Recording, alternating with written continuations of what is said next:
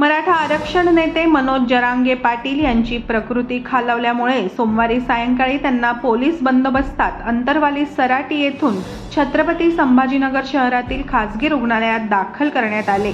यावेळी त्यांच्यासोबत मराठा समाजाचे कार्यकर्ते उपस्थित होते। दुसरीकडे मराठा आंदोलक रस्त्यावर उतरले होते। त्यातच तीर्थपुरी येथेही बस जाळण्यात आली। अनेक ठिकाणी रास्ता रोकोही करण्यात आले। यानंतर मनोज जरांगे यांच्यावर विविध कलमान्वये बीडमधील पोलीस ठाण्यात गुन्हे दाखल करण्यात आले।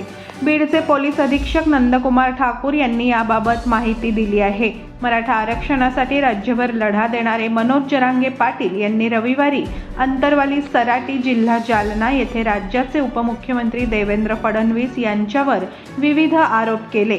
या आरोपानंतर ते उपमुख्यमंत्र्यांच्या मुंबईतील निवासस्थानी जाण्यासाठी निघाले होते। मात्र गावकऱ्यांनी त्यांना मुंबईला जाण्यापासून रोखल्यानंतर भांबेरी येथे मुक्काम करून ते सकाळी अंतरवाली सराटीला परतले होते। त्यांच्या या भूमिकेमुळे मराठा समाजही काही ठिकाणी आक्रमक झाला होता।